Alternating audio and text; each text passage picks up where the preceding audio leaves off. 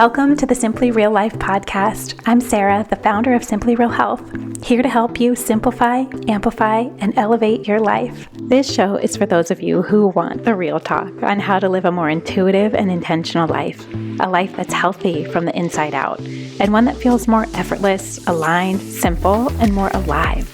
We cover it all, from health, wellness, mindset, motherhood, daily habits and rituals, to business and relationships, creativity and growth, and tiny tricks to feeling your best, and the energetics behind it all filled with personal stories, unfiltered conversations, and of course, answering all of your burning questions, all in the way of simplicity and keeping it real, so that you can create your own version of your healthiest life. Let's do it. Hello, friends. Welcome back to the show this week. I hope that no matter where you are and what you're doing right now, you can just take a deep breath and let it go. And maybe even look around you right now and try to find something that you feel extra grateful for or in awe of. I know that may sound super cheesy, but the truth is that when we have those tiny moments that we give ourselves to just take a deep breath and reset, especially looking for the things that we feel so thankful for and the beauty that is around us, that it really does start to train your brain in a way to start to look for more of those things. When you're looking around like, what do I feel grateful for? What do I see right now or hear right now that I feel so grateful for in my life? When you start doing that, your brain starts to look for more of those things. Take a beat with yourself. How are you feeling? What do you need? What's going on right now? What things are beautiful? What things are going well? What feels like it is working? What things do make you feel in awe and super grateful? It's not that everything is going to be perfect, but I think there are so many ways that we can start to help ourselves look at the things around us instead of always focusing on fear or negativity. So anyways, that has nothing to do with today's topic, but it is something that I do find so helpful. And listening to a podcast can be one of those moments that you are giving yourself. And so I really hope that this podcast is just a reminder of that for you in your daily life.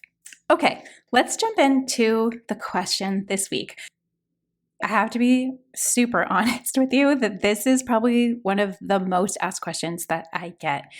And I think it's because I have shared various parts of my story on trying to heal and rebalance my hormones before getting pregnant, after being pregnant, in between the two kids, and then even after that there's so much, I think, around this conversation and topic of hormones that I'm so thankful is just being talked about a little bit more. So whether this is a case of wanting to rebalance your hormones, maybe it is fertility based like some of my things were, but maybe it's not. There can be so many different reasons why you would want to be treating your hormones better, getting them to a more balanced and healthy place.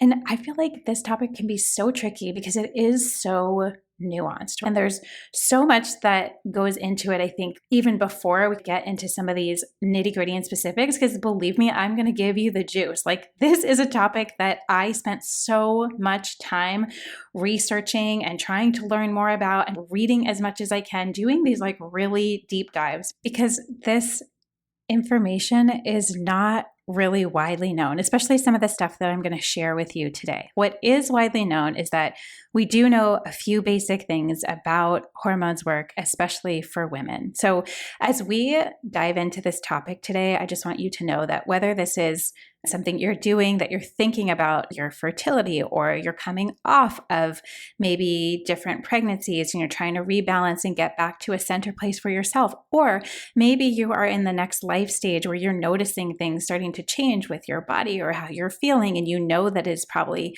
hormonally based or there's some component to that. I think the things that we're going to talk about today can help with all of those different situations. And maybe this is also helpful if this is something that you're just wanting to know and wanting to be educated on, that maybe if you're a little bit younger, you're thinking about maybe one day you do want to have kids, and what are some things that you can start doing and thinking about now to optimize. You know that I am always a fan of doing the things that are going to help you that are tiny, so that over time it adds up, so that you don't get to the time and place where you either A, want to think about balancing your hormones, wanting to have them in a really healthy place, or that B, you need to do that because something feels off. I'm always a fan of as much as you can do before things get to that point always makes it so much easier on yourself.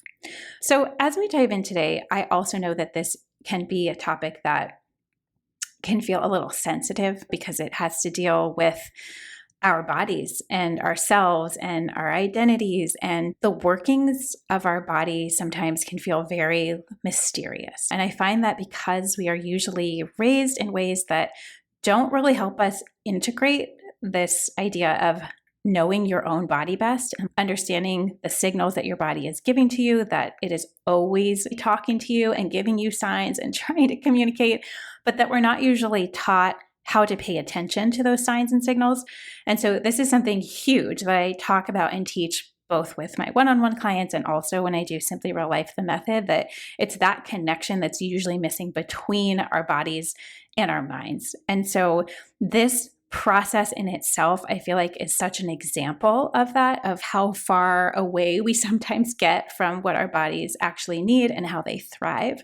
And then trying to get a little bit quieter and simplify things to the point where you can start to listen and figure out, what is your body doing? What is it trying to say to you? And whether you're at the point where you're not feeling great and you want to fix something to feel better, or that you are maybe looking forward and thinking, this is something that I do want to have in my life, hormones that feel optimized and balanced. Because as we know, or maybe as you're finding out, your hormones have so much to do with how you feel every single day. And they're this constantly moving thing. It's hard to pin down, I think, especially as women, and especially because most of us have grown up in a time where we weren't really taught about our cycles, our bodies, our hormones, how they actually work, the things that are really helpful for them, the things that are not so helpful. So I hope that this episode, it does not serve as medical advice, but these are just things that I found personally in my own journey of doing some really deep dives, because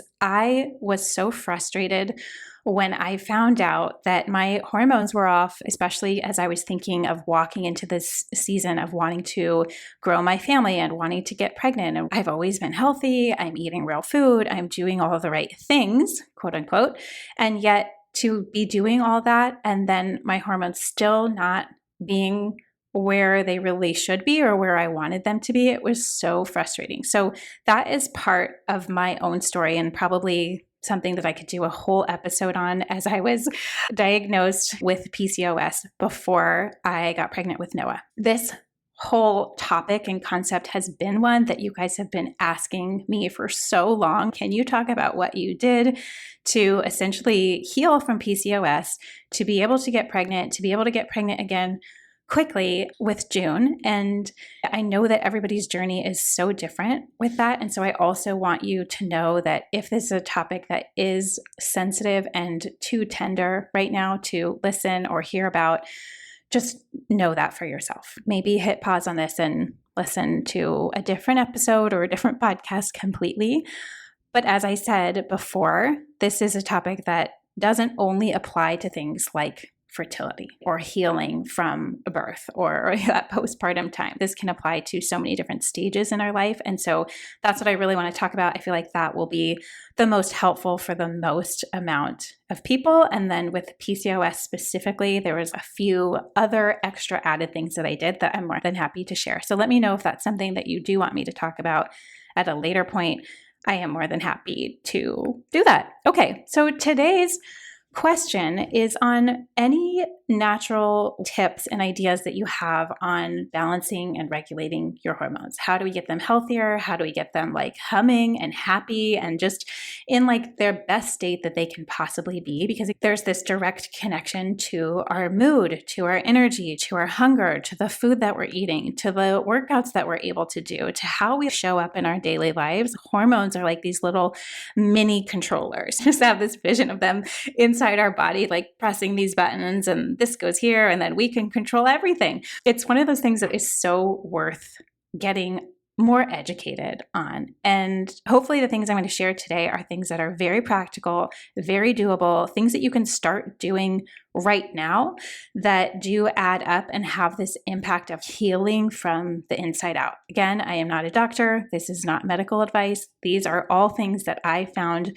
myself personally through research and also through testing of the things that have made the biggest difference both in re-regulating, rebalancing, and where my hormones can be steady until the next life season or whatever else. I came up with 12 of my best and top tips, so let's get right into them. Number one is to learn about your cycle and learn about women's cycles in general. Depending what life season you are in, it may not be as relevant to learn about your menstrual cycle, but I actually do think it would be really helpful to understand what your body has been through before and or what it is going through right now. And so there are a bunch of books and resources, and we can put them in the show notes. They're also on my favorites page at simplyrealhealth.com/favorites.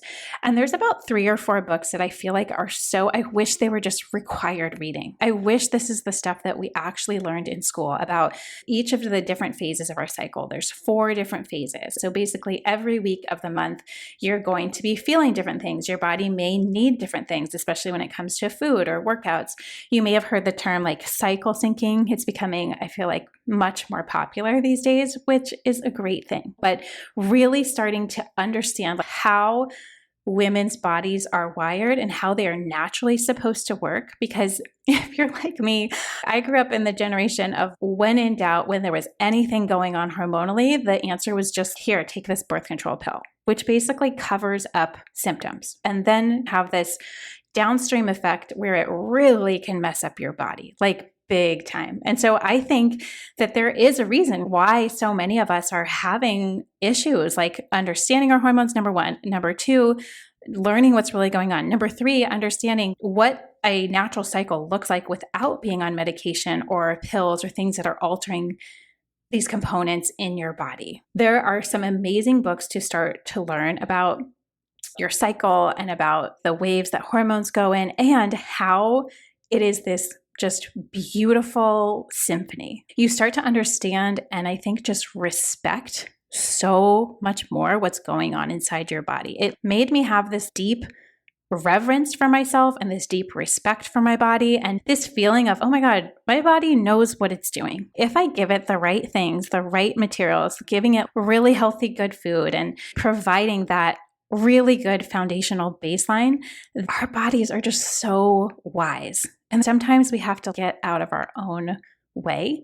And whether that's with different things that we've been taking or we've had different symptoms and then we were given something to basically cover up those symptoms, I would just suggest starting with like actually getting educated about your body. And I'll put some of my favorite books there. You can go find them, but start to learn about your cycle. I would download an app. This is if you are in that stage of life where you do have a cycle.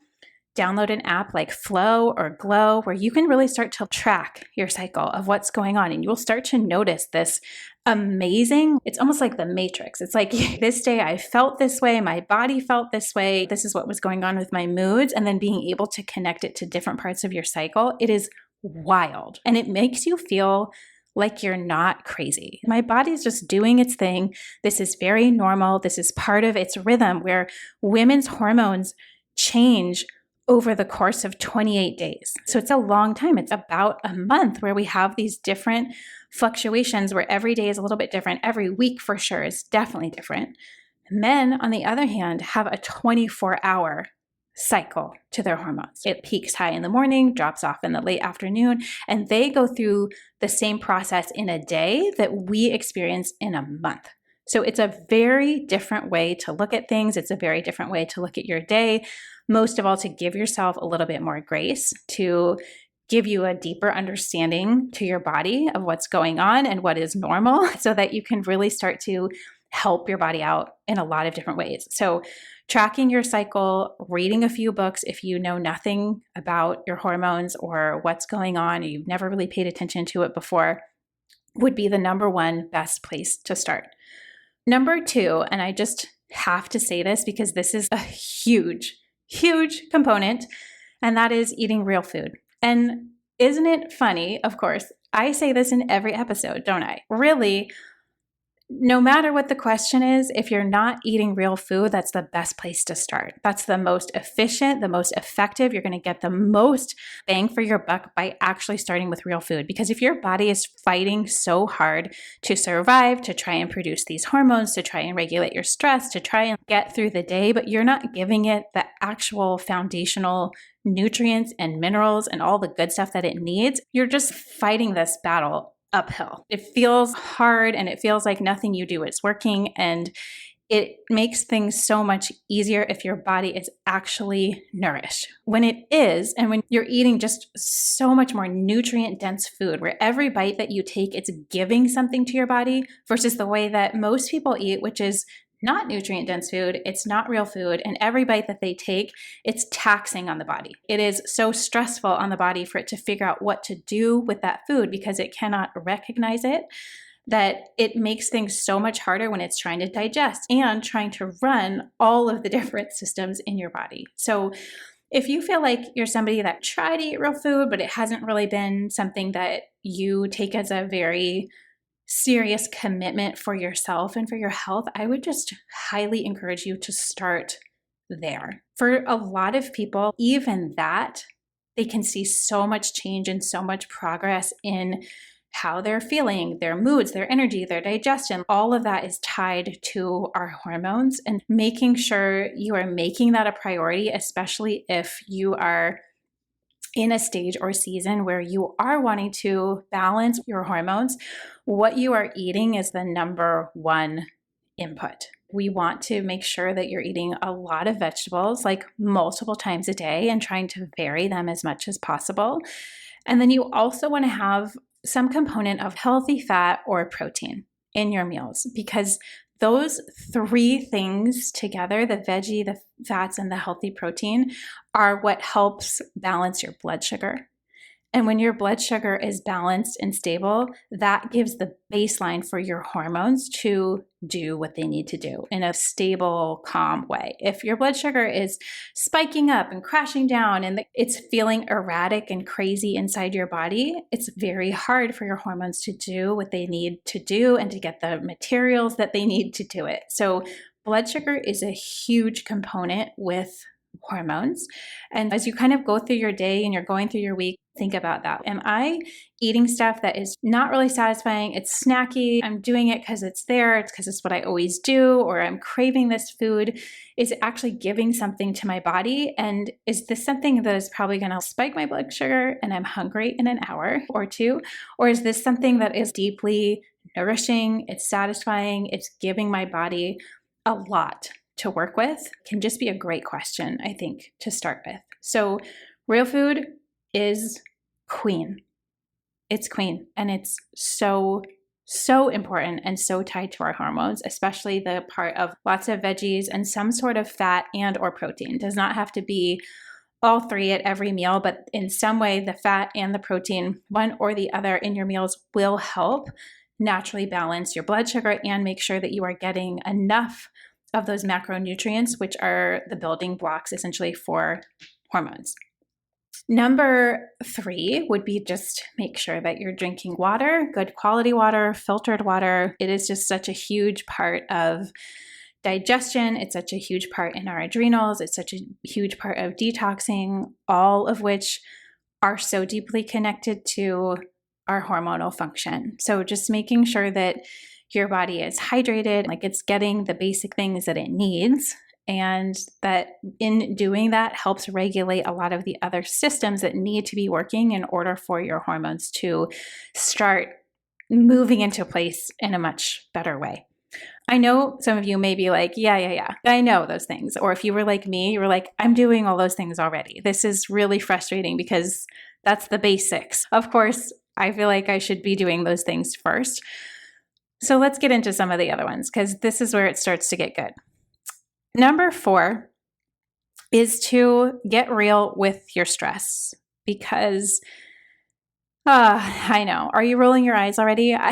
I feel like I was when I was starting to research this of stress. I'm like, oh, yeah, it's the stress thing again. It's something I can't really avoid. I run a business right now. There's so much going on in my life. And of course, stress has an impact. We read that with everything.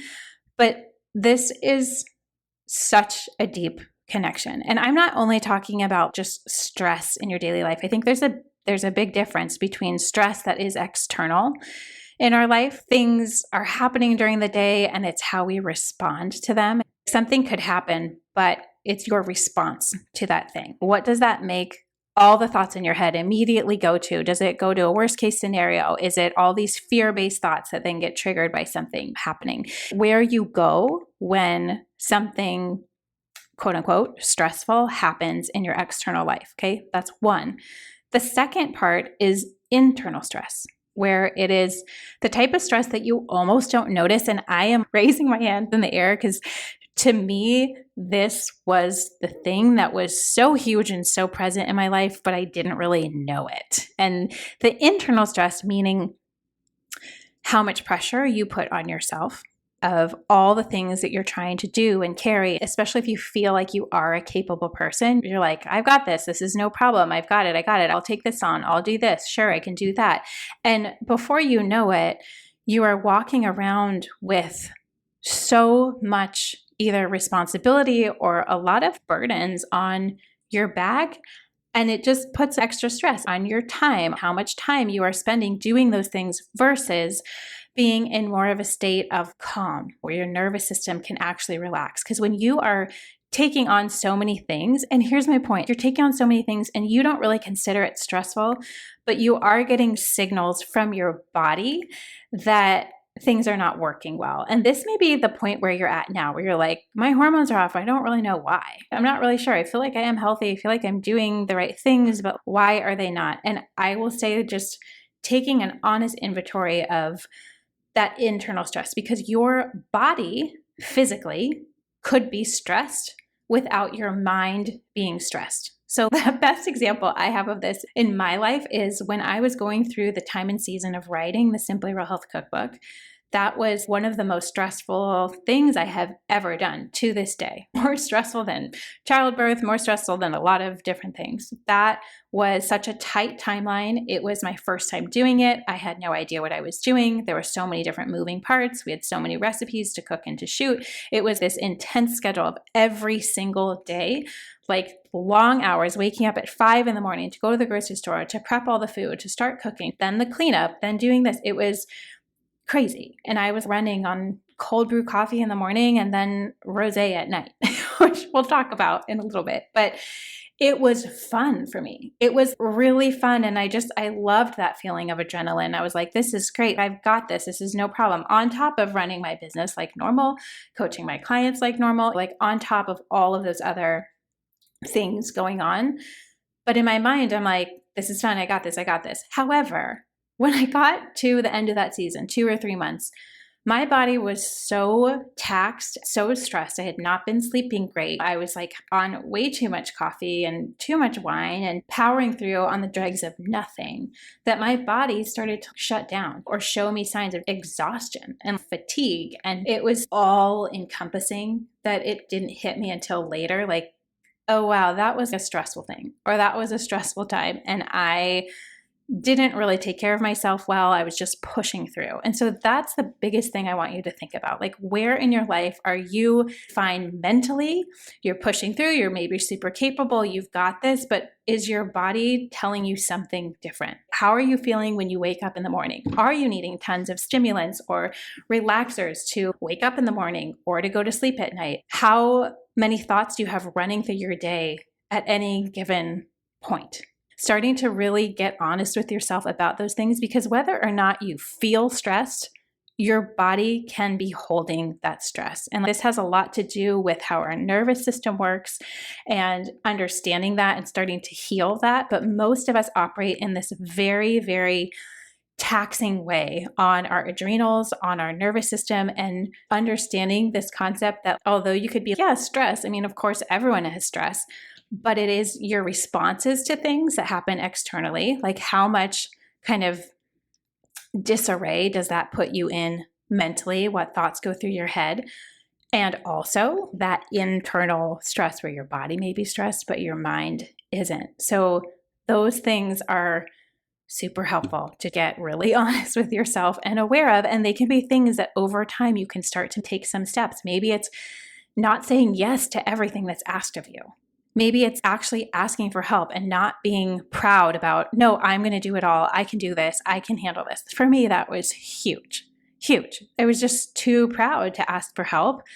And it was something that I'm looking back, man, I really did it to myself there. Like, really was not helping my body in any way. And you know what? Sometimes that happens. We go through seasons in life where sometimes we're not in control of it. But I also think that there are so many times where we are, where there are things that we could be doing or could be aware of to not let ourselves go so crazy or extreme or off the rails in some way, so that we have to take all this time to recoup and heal our bodies and come back to a place that is more sustainable and healthy. And I think that's something really interesting to think about, just about our hormones in general, is genetically the way that our hormones are wired is that if our bodies feel stress, whether we notice it or not, it's like the hormones don't feel safe in our bodies. If women felt like they were in danger or constantly stressed or constantly overloaded, the chances of their, especially talking about something like fertility, of wanting to get pregnant, the body's going to be like, no way, man. There's too much else going on. We're operating below our baseline at this point,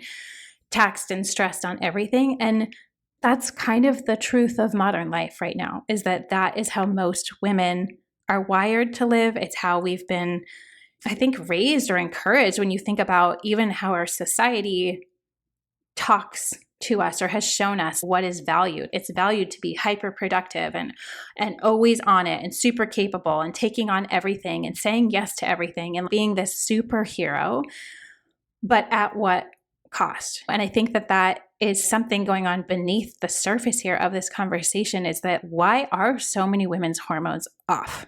It's the way that we are operating. It's what we've been rewarded for, or what we are taught makes us valuable, or where our value comes from is being this productive, hyper capable woman.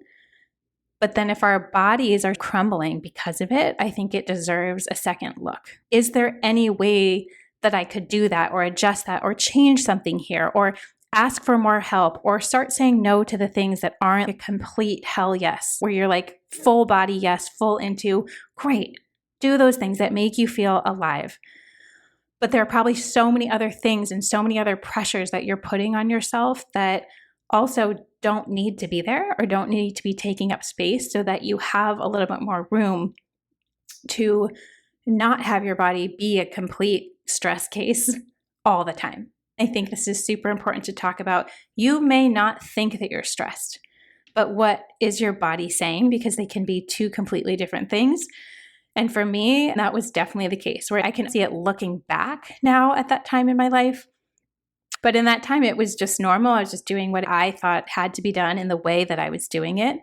But I wasn't really super aware of that connection of everything, like me pushing past a lot of those limits, what the implications would be later. We're going to get into some of this stuff. This is the juicier stuff. Okay, let me talk for a second. We're going to come back to this nervous system healing, because that's an entire one of these bullet points that I have. But I want to take a second to talk about some specifics on the food side of things. I found that there were 4 different categories of food that were so helpful to start incorporating, that had this way of both nourishing our bodies, because they're all real food categories, but also they have specific superpowers when it comes to hormones and the things that our hormones really need. The first category is beans and lentils. And these were things, I think, when I was doing more the low carb thing, and that was so trendy to do the paleo diet or eating more in that way, that like beans and lentils got vilified. And they are truly one of the most helpful and healing foods for your hormones. So I think it's a huge disservice. And I also feel like any diet or way of eating that's taking out entire categories of food and not thinking about where you are in your life, what things are you wanting to really take care of in your body, what things really help you feel and operate at your best, that it's always a red flag for me. Like anything that's going to take out complete categories without the nuance or the context of how you do with those foods or where you're at in your season of life. Beans and lentils, especially ones that are prepared well. So even dried beans in an Instant Pot, because of the way that it cooks at a high pressure, it soaks and sprouts those beans, so it makes them super easy to digest. So if you're thinking, I can't do those, they upset my stomach, or I feel super bloated, that could actually be a reason that you need to incorporate them a little bit more, because it may be a sign that your body is not getting enough fiber. And this is a key component here. Fiber is a huge help for your hormones. So much of our hormones are regulated by our detox pathways, and things like our digestion and our gut is one of the biggest detox pathways that we have. What beans do, because they are super high in fiber and they do have some protein, they really help move through your system and excrete any extra hormones that your body does not need or is not helpful. And for me, looking back, this was a huge thing because I was tending a little bit fewer on the carbs, not cutting them out completely, but I just didn't really go for a lot of beans or lentils because of that.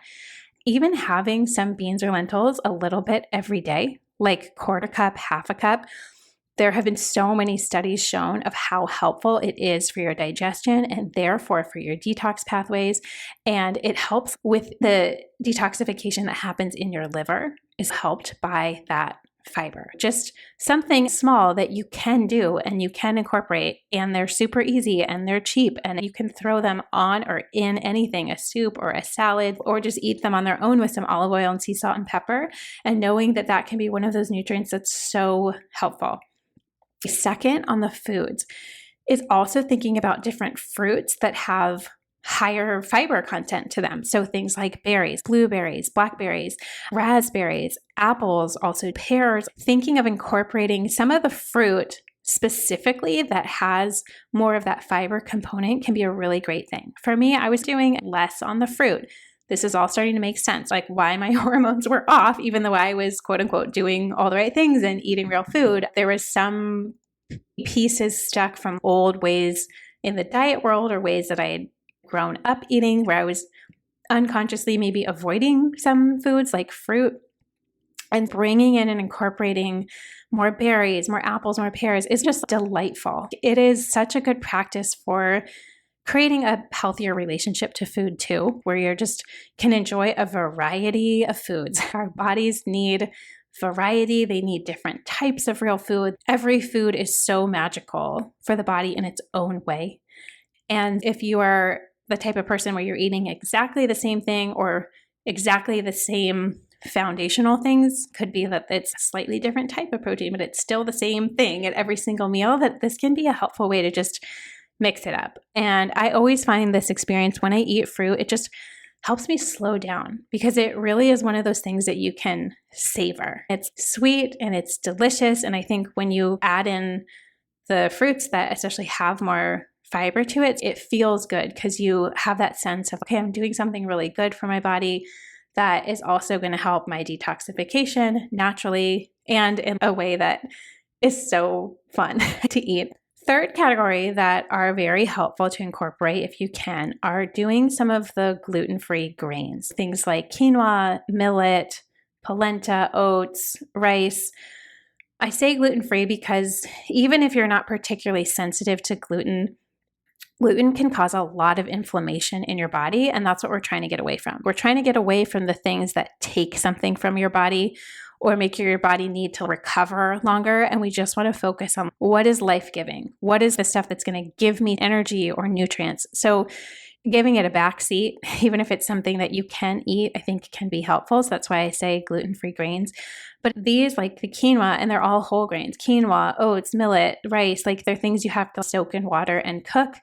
And I think because of their fiber content, they can really help. I think fiber and also carbohydrates, which so many women are taught to avoid. For me, this was such a healing piece to incorporate more fruit, incorporate more beans, incorporate more lentils, incorporate more grains. They were things that I just didn't really do a ton of before, but they really did help in terms of hormonal balance. And there's still things that I incorporate today because my hormones being good. So when my hormones are good, I feel good. I feel great and steady and balanced.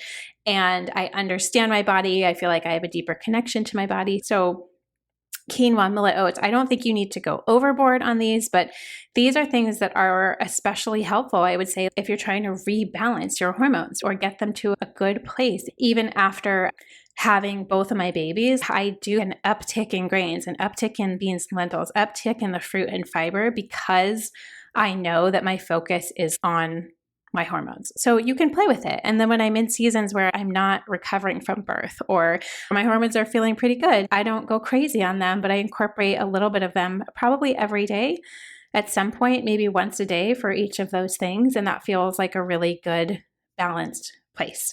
The last one I will say is something that you can incorporate and throw in a very easy way. And so it's probably, aside from, well, they're all easy. Fruit or beans are probably the easiest. The grains, you do have to think a little bit ahead and cook them, which can take some time. But this other category is super easy. You don't really have to do much. You can sprinkle them on things. You can incorporate them if you're doing any baked goods or muffins or scones or things like that. And they are seeds. You may have heard of something called seed cycling.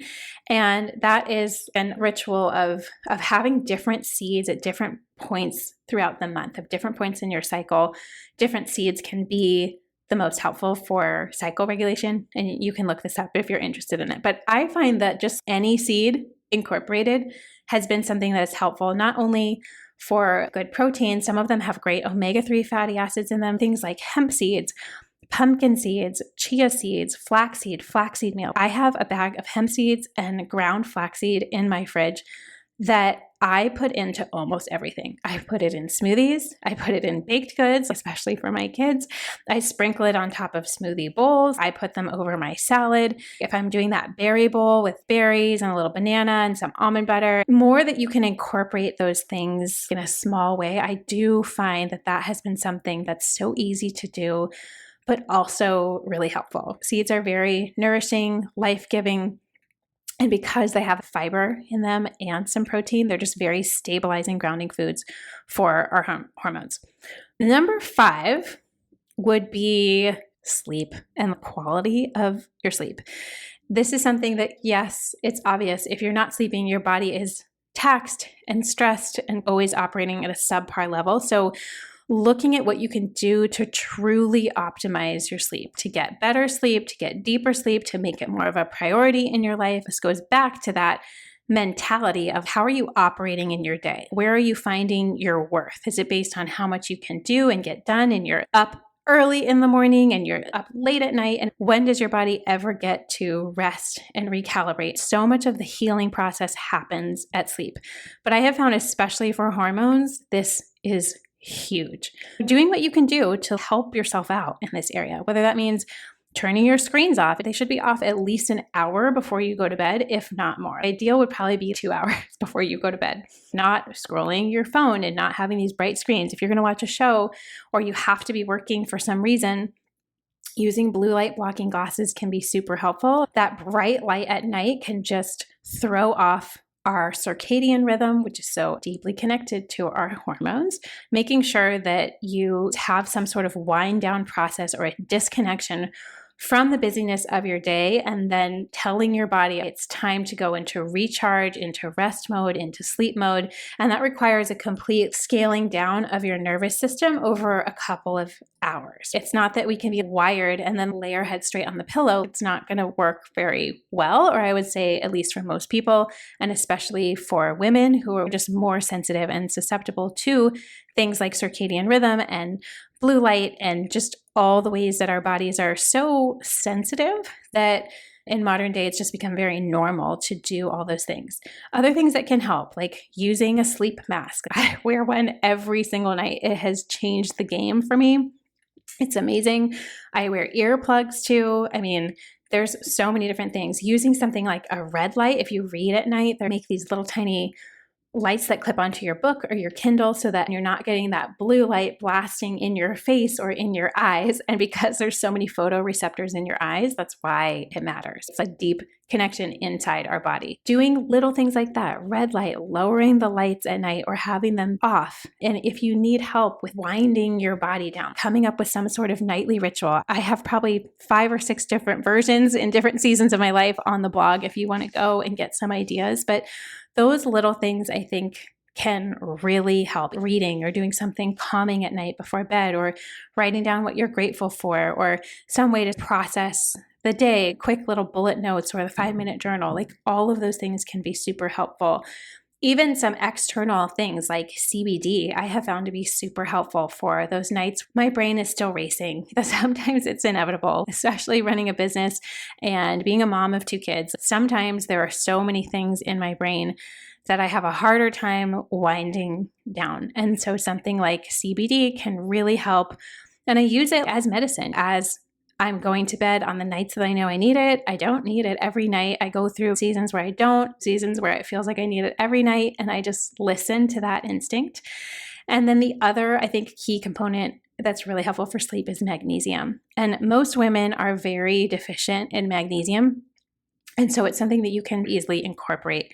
Especially at night, it helps all of your nervous system relax. It helps your muscles relax. It helps with healing and regeneration.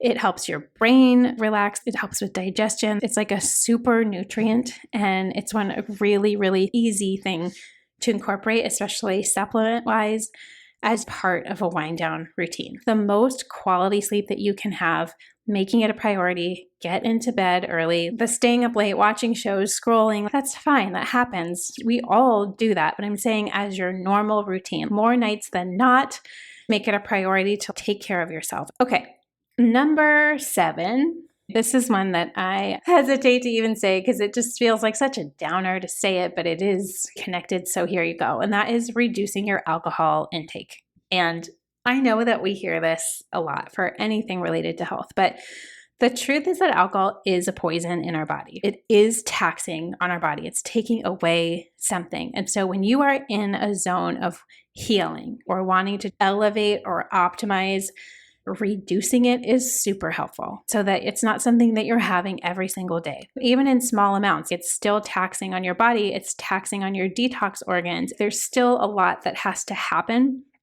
So in this process for me, because this was something I was thinking about when I was in a younger stage of my life, where that was a very big part of being social or going out or even just going to dinner, it was getting a little bit more choosy, both with the quality of what I was drinking and also the frequency, saving it for the times and places where it actually meant something, where it was like I was fully present and I could enjoy and slowly sip versus just something I was doing because everybody else does, or because that was the norm, or because that was part of my nightly routine. So just getting real with yourself on what that is looking like.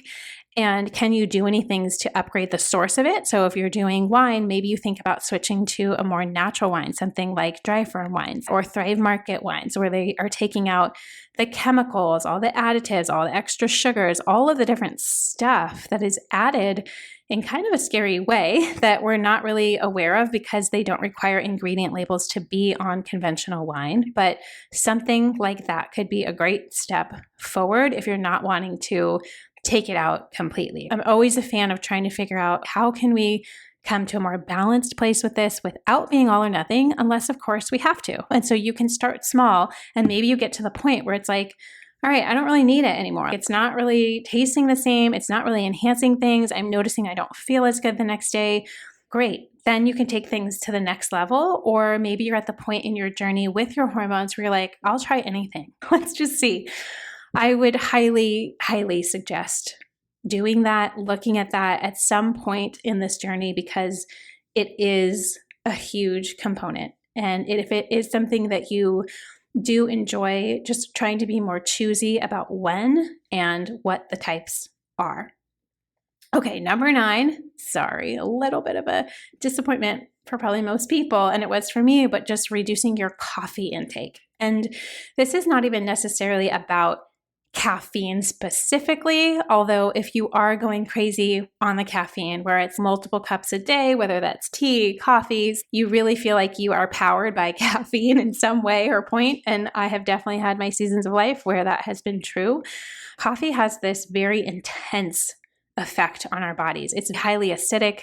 Most coffee has a ton of mold in it, which also doesn't help with hormones. And it can really spike your adrenals and your cortisol, all your stress hormones, spike it to the sky and then drop you back down. And it makes you jittery and it makes you crave more food. And it's just a very intense substance. And so doing it in a way that is calmer, a little bit less, maybe in a way where you don't necessarily need it, but it's a nice thing to have. You know what I mean? Or you get to a place of what is the calm, balanced place with it? Is it just one espresso in the morning? Maybe it's with milk, maybe not. But having it be something where it's either a joy in your day, but not something that you are fueled with, especially throughout the day. 1 cup in the morning, great. If it's more than that, something to look at. Also, just coffee in itself versus something like matcha or a tea.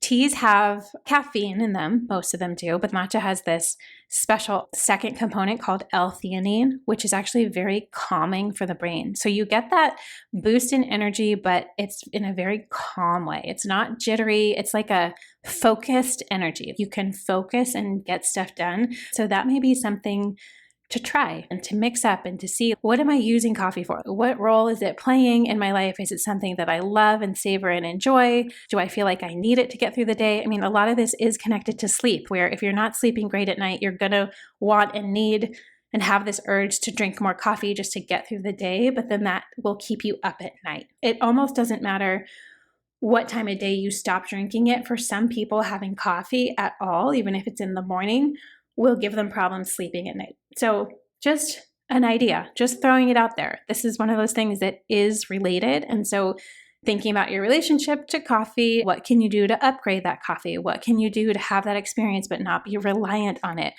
Maybe giving it a little bit of a break, trying some tea or some matcha instead, or trying to slowly wean yourself off of it can be something that is super helpful. Anything that comes into our body and takes our body on this wild high or low or whatever else, takes our adrenals and our cortisol and all those stress hormones on the same journey. And so we just want to think about leveling that crazy wave. And this doesn't have to be extreme unless you are at the place where you're like, all right, I will try anything. And let me know if you guys have questions on this. This is something that, for me, I used to love coffee. It was part of my morning routine and ritual, but it would always make me not feel so great. But I felt like it was required for me to really show up and have tons of energy and tons of focus.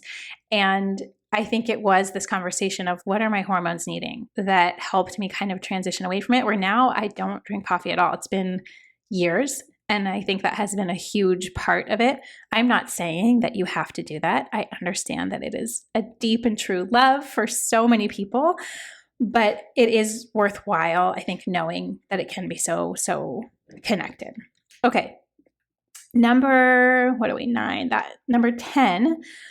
along the lines of like sleep and thinking about circadian rhythm, just one tiny tip that can be helpful is that in the morning, when you wake up, to get some sunlight, not like direct sun, but like looking up into the sky, even in the first 10 to 15 minutes of waking up, can really help with the regulation of your circadian rhythm and therefore of your hormones. So that's a tiny thing that you could do. Or even when you're maybe on a walk or you're out in nature, instead of looking at your phone, or if you're driving, looking up like to the tops of the trees, to the sky, letting your light receptors in your eyes be actually opened and stimulated in the morning, especially in that first hour of waking, can be something tiny, but can have a really nice effect on your hormones, in the same way that reducing that intense bright light at nighttime can also help, especially when we're talking about sleep.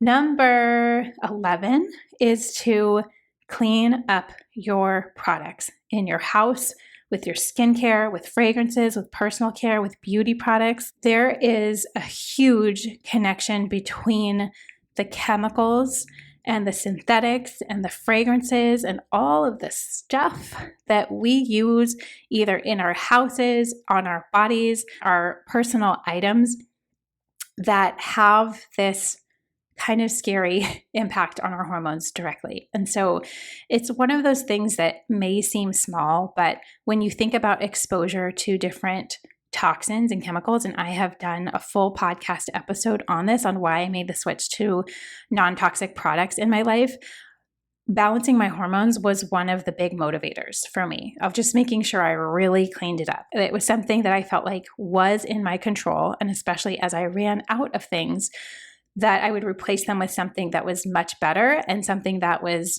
not scary for my body or anybody else's body in our house. So cleaning up those products, because there are so many products out there, especially with skincare and beauty products and what you're using for your laundry detergent and your toothpaste and your dishwashing soap, that have these components to them that are endocrine disruptors. A lot of the chemicals in those products have this direct effect on your endocrine system. Usually they create a lot more estrogen in your body. And so that can be the turning point of hormones being off. If you have too much estrogen, that is going to be a problem. Therefore, your hormones are not regulated or balanced. So this is why you hear so much about, especially the connection with fertility and miscarriages and things with a lot of these products. And you think about how that adds up over time of looking around you. How many products are you actually using? What things you cook with, what things you have in your house. It is endless, the exposure that we get. And so just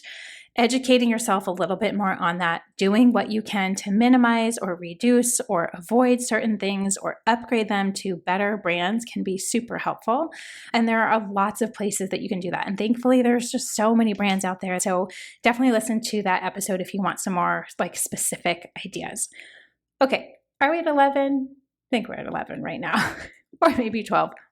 This is a big one, but it does tie into some of the things that we've been talking about, which is nervous system healing. This is having some component in your day, and I would say probably, in your everyday life at some point that you are doing something to help manage that cortisol spiking in your body. And that could be like a response to something, or you're driving in traffic, or it's anytime you get that immediate urgency sense of things, like you need to respond. You got to respond to that email. You're in traffic. Like all of your senses are being stimulated, that you have at least, if not multiple times through the day, some way of re-regulating your nervous system throughout the day. Incorporating things like good quality sleep really helps you do this. Something like breath work or Reiki or acupuncture or journaling or red light therapy or massage or yoga or meditation, or just sitting with your hands over your heart and breathing for 3 full breaths. That is free.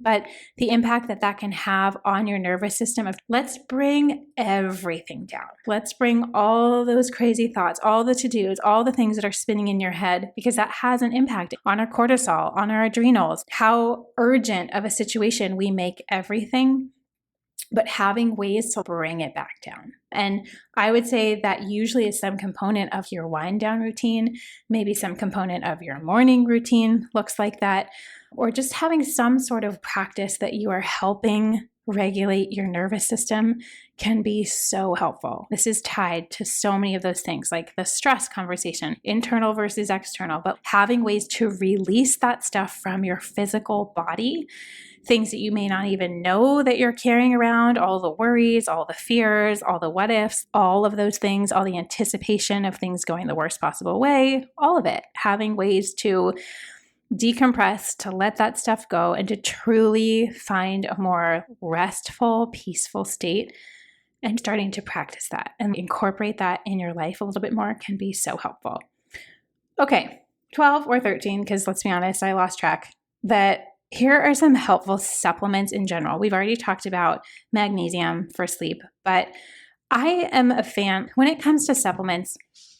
Many of you know this, that I'm not a supplement girl where I'm taking tons of them. unless I am focusing on something for my health in particular. So when I was in a season of focusing on my hormones, so let's say in that postpartum season or before trying to get pregnant, magnesium is something I always take no matter what. It just is so, so helpful and so impactful. Something else that I usually take more so in the winter, because I'm a big fan of getting actual sun on my skin, is to take a vitamin D supplement that comes in liquid form. Doing something like a algae oil or a fish oil, some way of getting omega-3 fatty acids, can be super healing, regulating both for your blood sugar and for so many elements of hormone production. And then this is a scenario where I probably would be doing some sort of multivitamin. It could be a prenatal if you're in that season or preparing for it, or just a basic multivitamin. Happy to share my favorite supplement brands. I have like 2 or 3 of them that I think do a really excellent job on quality control, because that's a huge thing, sadly. And thinking about the formulations of their supplements. You don't just want to take anything. Please don't just go to a big box store and buy supplements off the shelf. There's just no regulation when it comes to the supplement industry. So there are a few great ones out there that you can feel really good about. So doing something like a multivitamin or a prenatal, if that applies to you. And then 2 smaller ones. Doing chlorophyll drops in your water, I have found super helpful because this helps support our natural detox pathways.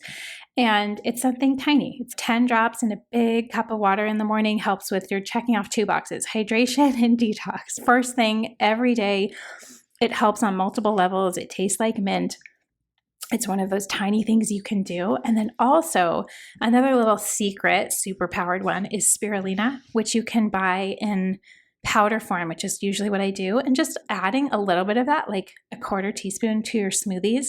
It's so high in iron. It's so high in so many different minerals. It even has some protein in it. It's a algae that grows in the sea.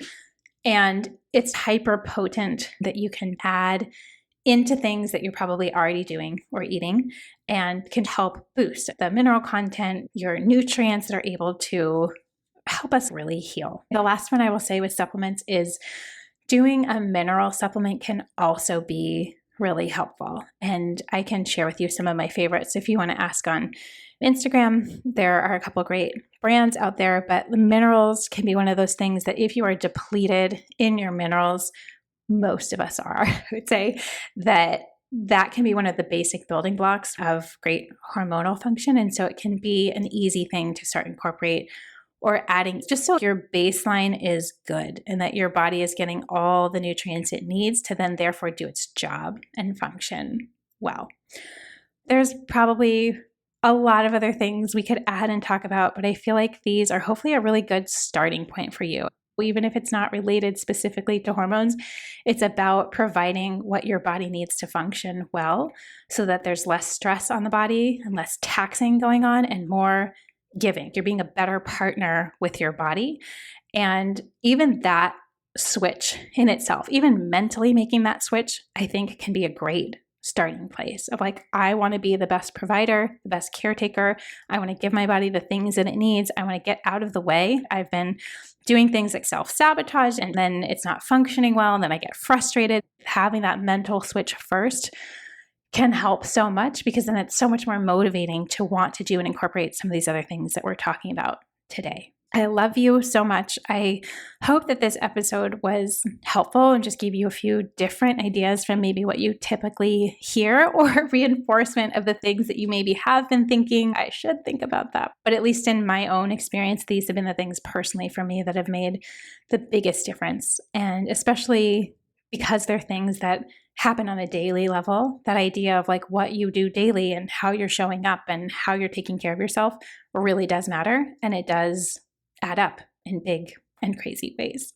I hope that you have a great rest of your week, and we'll see you back here next week. And if you have any questions on this, because I know this is such a tender topic and a topic that we oftentimes spend a lot of time thinking about, let me know. I'll put up a little question box on Instagram after this episode comes out, and you can come find me there. Okay, see you guys next week.